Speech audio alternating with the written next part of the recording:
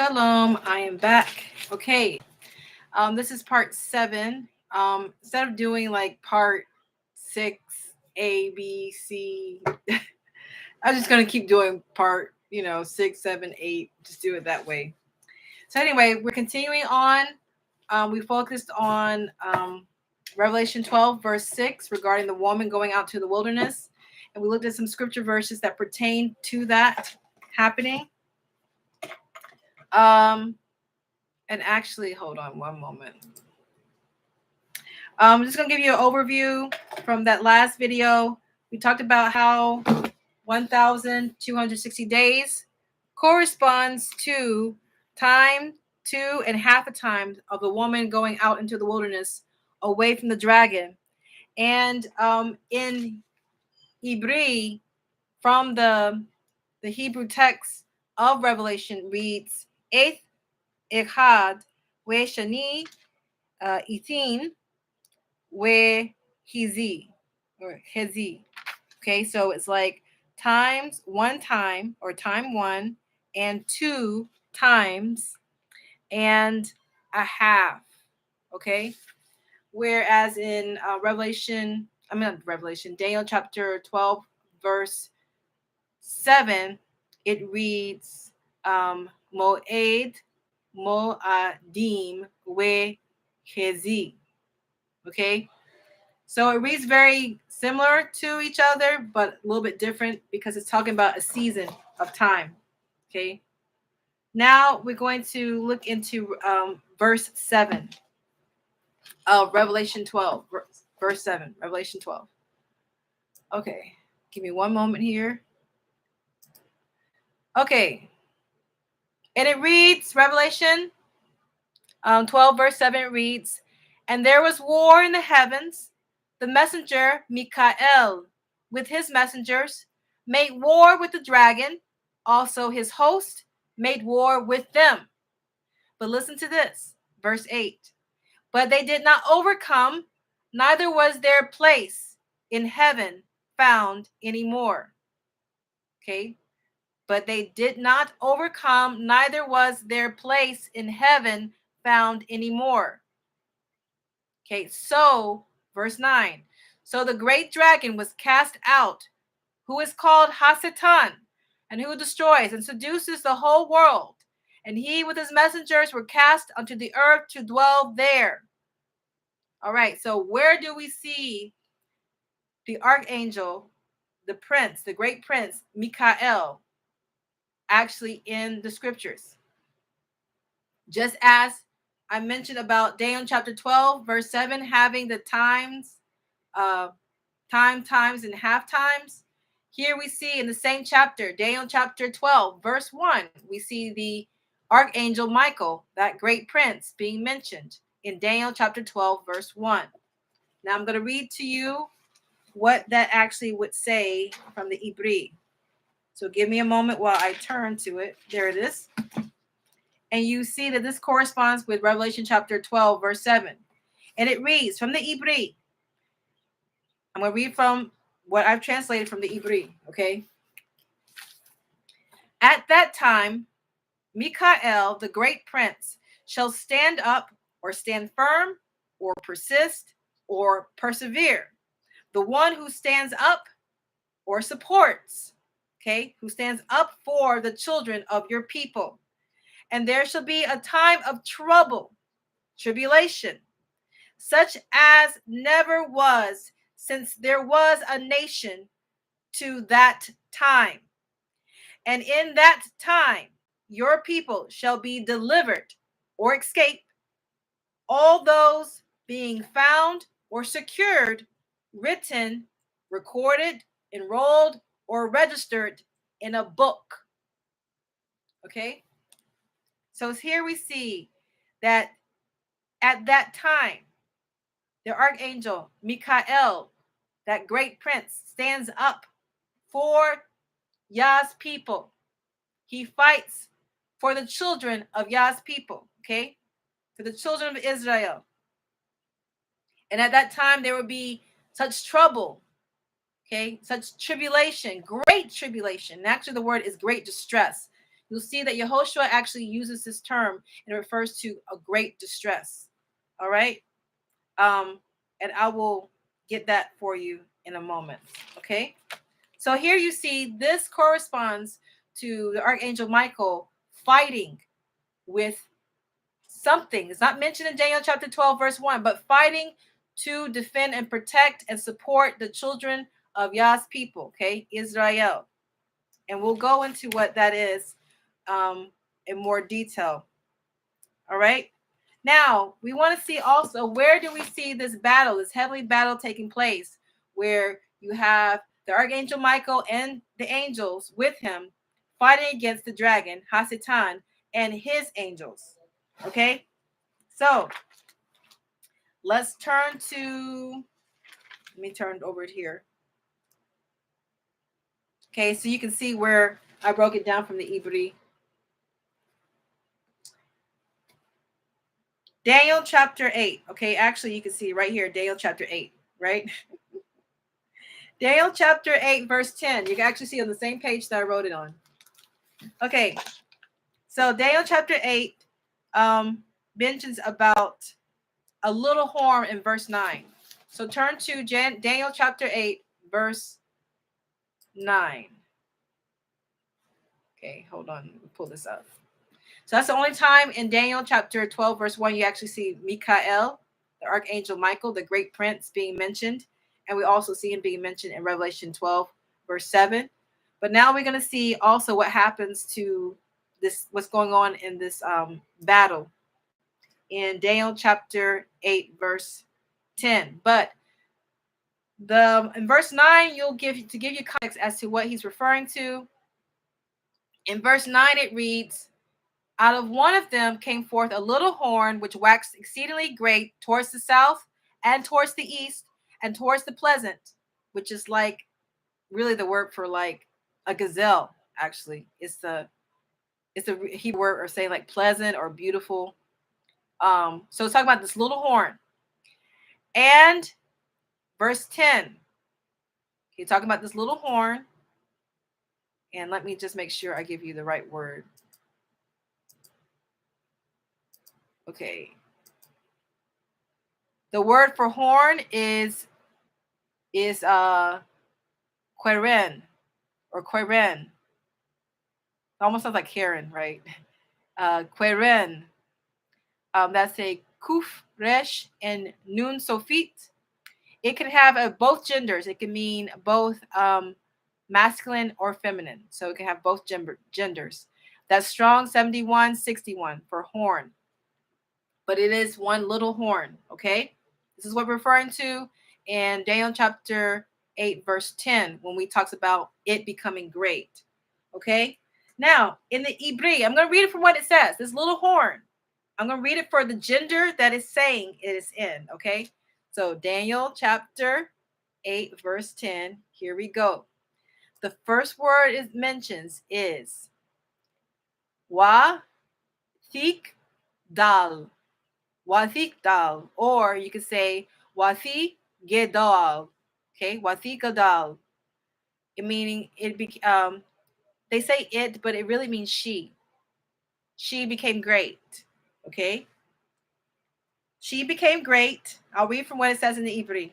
And she became great even to the host of heavens, and she threw down and caused to fall or to cast down to the ground some of the host and of the stars, and she trampled upon them. Okay. Now remember, if you watch my video about who is Hasatan, you will understand that this would make perfect sense, even for referring to Hasatan himself, because he is a he-she or a she-he. Okay. Go back and look at that video entitled Who is Hasatan? And you will see that he is both genders. He is at times called a he, and he is at times called a she. So just to keep it into context here, if you see a she, you go, wait a minute, I thought we were talking about that dragon. He's called a he, she, or she, he. Okay? Just saying. All right, so that's verse 10. I'll read it again. And she became great even to the host of heavens, And she threw down and caused to fall or cast down to the ground of the host and of the stars, and she trampled upon them. Now you actually see this mentioned in Revelation chapter 12, verse 4. Now I already mentioned this verse before in my other videos, but in verse 4 of Revelation chapter 12, it reads, talking about that dragon, and his tail took a third of the stars and cast them on the earth. Okay, and the dragon stood before the woman who would give birth in order to devour the child when he was born. Okay, that's verse 4 of Revelation chapter 12. Also, as you can see again, Revelation chapter 12, verse 9. So the great dragon was cast out, who is called Hasatan, who destroys and seduces the whole world. And he with his messengers were cast unto the earth to dwell there. All right. What a terrible time that will be. All right. Now look what happens after this.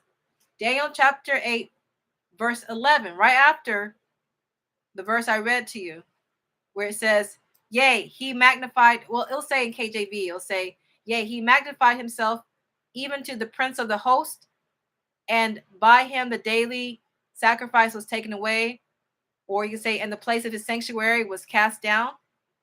Okay. Now here we see the verb tense is actually masculine. It's the same word. The same word for she became great. It's the same word here that's used for he became great, or he magnified himself. Okay. Where it says he gedil. All right. I'll read what it says from the Ibri. Okay. As you see here. What I did here. And it reads, even unto the prince of hosts, he did great things and acted and spoke arrogantly. And by him, or account of him, okay, or because of him, the daily or continual offering or sacrifice was removed, taken away. It was offered, it was lifted up and presented. And the sanctuary, and the sanctuary of, not the sanctuary, and the dwelling of his sanctuary was cast down, or was thrown down.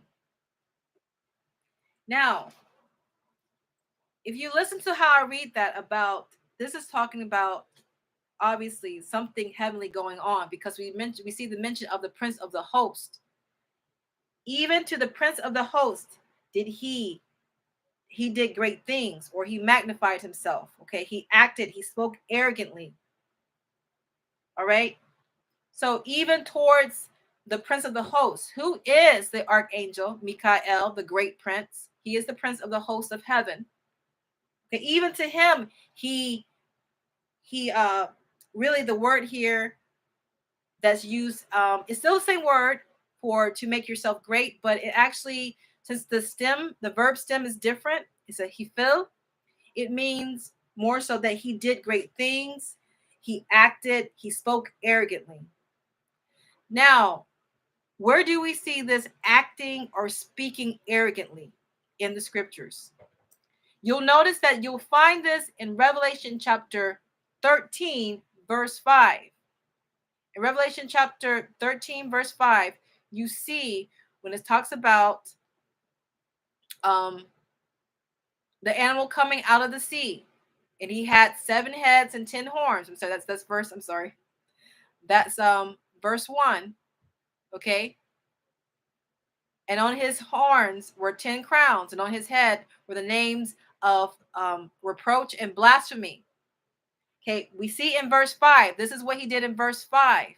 In verse 5, it was given to the beast to open his mouth to speak wonderful words and reproach until the time of 42 months was completed. Okay, I'm sorry, that was verse 6 actually. And verse 6, so he opened his mouth to blaspheme against Jehovah and against those who dwell in where? In the heavens. in the heavens. And it was given, verse 7, it was given to him to make war with the set apart ones, with the holy ones, and to overcome them, and all the peoples and nations. All right. So we see here in Daniel chapter 8, verse 11, where it says, even to the prince of hosts, he did great things and acted and spoke arrogantly. This is where you see this happening in Revelation chapter 13. And even so, when I mentioned about the dragon having 7 heads and 10 horns, remember that? This is who it is, the dragon. That is Hasatan, coming out of the sea. Okay, Revelation chapter 13, verse 1, reading, and I stood on the sand of the sea, and I saw a beast coming out of the sea. Okay, this is that dragon. And he had 7 heads and 10 horns. And on his horns were 10 crowns. And on his heads were names of reproach and blasphemy. All right. So we see this is that same dragon we see in Revelation chapter 12. Okay, the dragon that had these heads and these horns. Even Hasatan, if you listen to my video, who is Hasatan? He was the cherub that wore 10 stones. Okay, he's the one who wore 10 stones. Okay, so 10 is a significant number for him. This is the number of his prior authority, his prior power that he had. 10 stones that he wore. All right. So we see this, him having 7 heads. Remember, the world is split up into continents. There are 7 in all. So if you get the gist, go ahead and make a list from biggest to small. They are Asia, Africa, North and South America, Antarctica, Europe, and finally Australia. So he has authority over these 7 heads, these 7 continents, and his number, representing the 10 stones he used to wear, he has 10 horns, and on his horns were 10 crowns, and on his heads were names of reproach and blasphemy. Okay, that's Revelation chapter 13, and you see that corresponding with Revelation chapter 12 and Daniel chapter 8, verse 11. Even unto the prince of the host, he did great things and acted and spoke arrogantly, and by him, on account of him, or because of him, the daily or continual offering sacrifice was removed and taken away, or offered or lifted off, or presented. And the dwelling of his sanctuary was thrown down or cast down. Now, this is what I wrote here. I'm sorry, can you see it? All right. Now, someone could say, obviously, the teaching is being taught is that there's going to be a 3rd temple that's going to be built. But how can they cast down a sanctuary? I mean, if the casting down the dwelling of his sanctuary was really a building, was really what they are teaching right now, that there's going to be a building of a 3rd temple, and something's going to happen in that temple, and the offering is going to be stopped, and then there's then the beast system will start. I mean, does that make sense? How they're going to cast down that temple? I mean, were they going to drop what heads down? Okay, now let's put it into the context of what Yehoshua would teach. This is what Yehoshua taught. Now I want you to stay on the HebrewGospels.com and go to John. Okay, you're going to see here in the book of John. Okay, so in the book of John, chapter 3, this is what Yehoshua says. In verse 19 of chapter 3, he says, Yeshua answered and said to them, you will cast down the sanctuary, but in 3 days I will raise it up. And then the Yehudim said to him, is that a cat? I'm not sure if that's a cat. And the Yehudim said to him, this sanctuary was extended among us, and that work had continued 46 years. And do you say you will do it in 3 days? Verse 21. But what he said about the sanctuary of his heart, or we say the sanctuary of his body, or you can even read the sanctuary of himself. So as you can see here, he wasn't referring to a physical building or sanctuary being cast down. That's the word he used. That's the word Yehoshua used. Okay? He said to them, you will cast down this sanctuary, but in 3 days I will raise it up. This sanctuary he's referring to is the sanctuary of his body. Who represents Yeshua's body today? Where does Yeshua dwell in today? All right. Aren't those who have the Ruach HaKodesh, who are filled with the Ruach HaKodesh, aren't you his sanctuary? Aren't you his dwelling place where Yah comes and fellowships with you? The sanctuary is no longer a building. The sanctuary is people, a person or persons. Okay? I will read here from Exodus chapter 15, verse 7, what I wrote here. But you shall bring them in and plant them in the mountain of your inheritance, a place for you to dwell in. You have made Yehovah the sanctuary of Adonai. Your hands have established. So we are the sanctuary individually that is set apart for Yehovah. You know that song? Yah, prepare me to be a sanctuary, pure and holy, tried and true. And with thanksgiving, I'll be a living sanctuary for you. Remember that song? Who's the sanctuary these days? Is it really a building? Who's being cast down? And Yehoshua said, I will raise it up.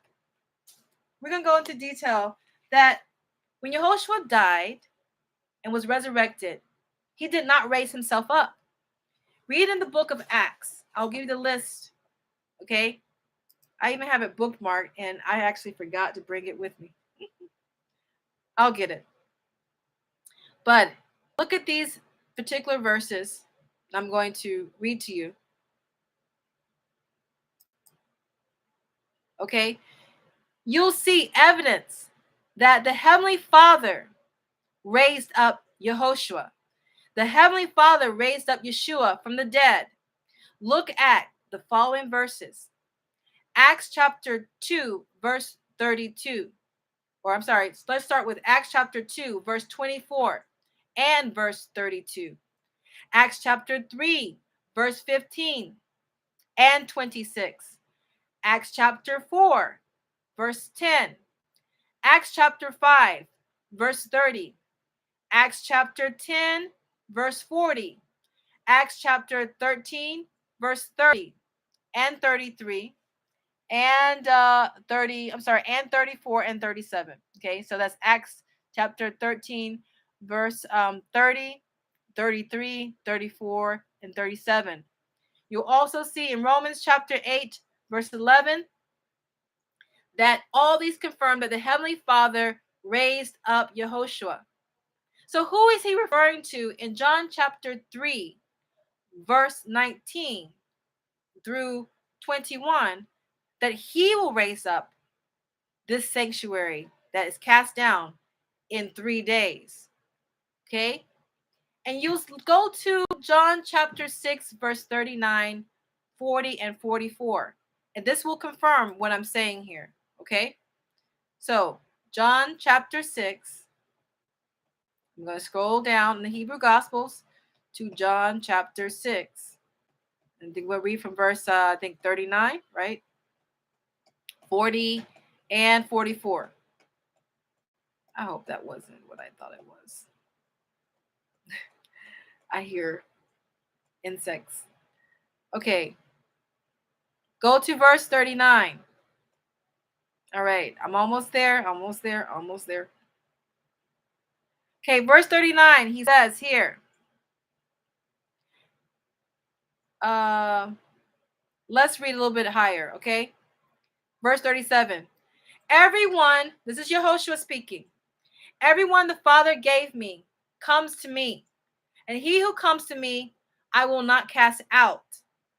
For I descend from the heavens in order, not in order to do my will, only the will of him who sent me.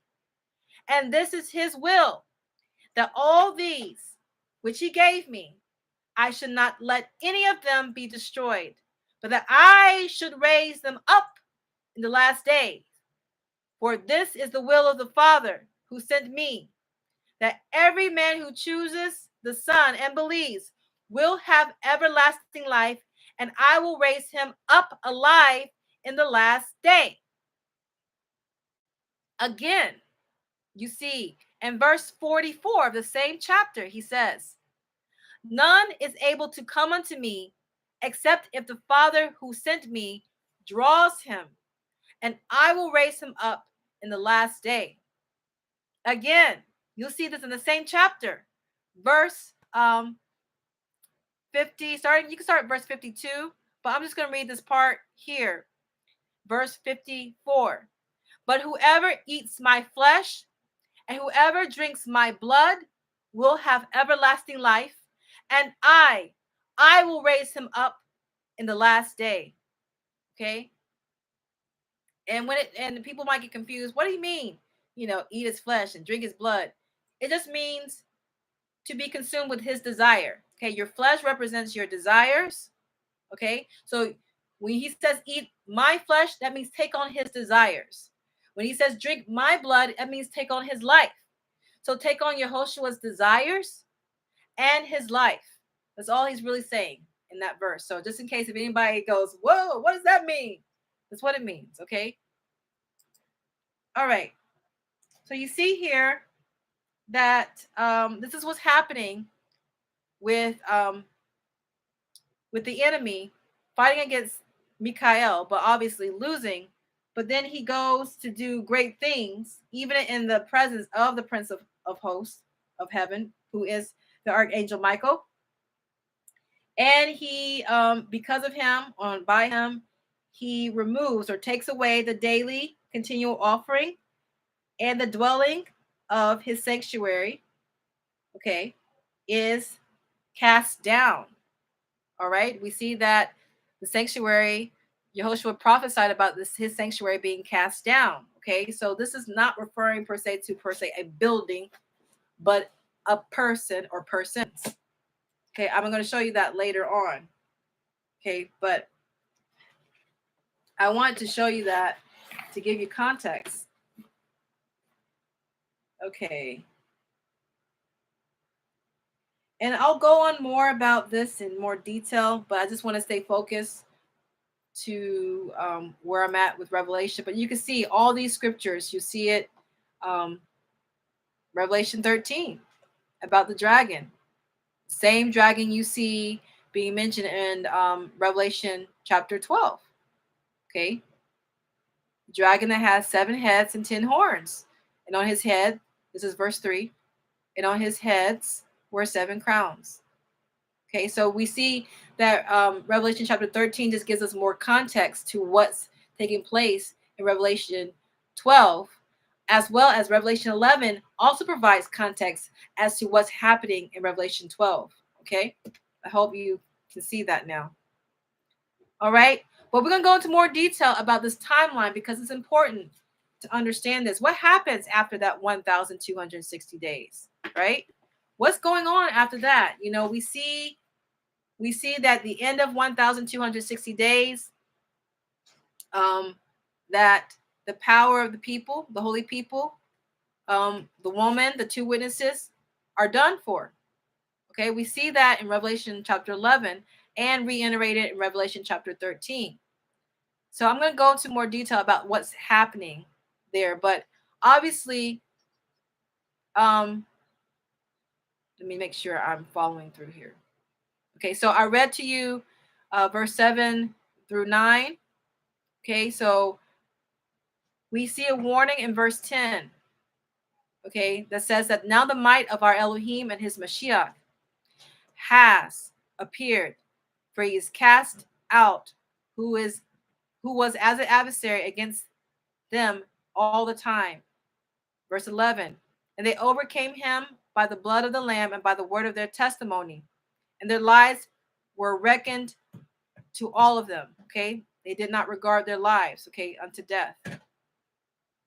All right, so because of this, verse 12, you must rejoice, O heavens, and all who is in them. But woe to those who dwell on the earth and on the sea, for Hasatan went down to you with great burning anger, and he knows that he has a little time.